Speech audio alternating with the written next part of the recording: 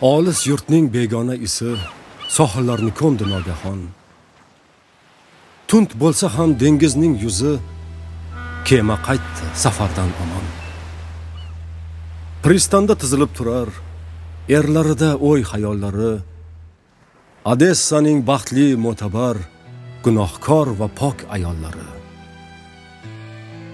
Asli kasbi bo'lsa ham firoq, chidolmadi keksa kapitan.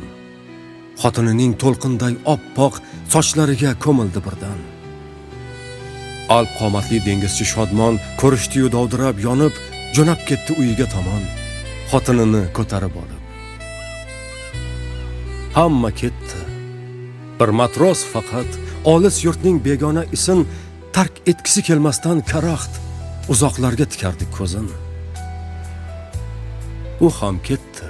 Xayollar surib, kuylagancha matros qo'shig'in, ko'chalarda tentirab yurib mayxonaning ochdi eshigin.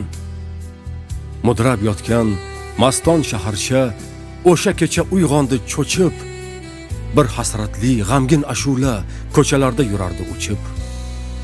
Sarmast bo'lib kuylardi kimdir tun yarimdan oshgan vaqtida. Dengizlardan narida qolgan eng chiroyli bir qiz haqida.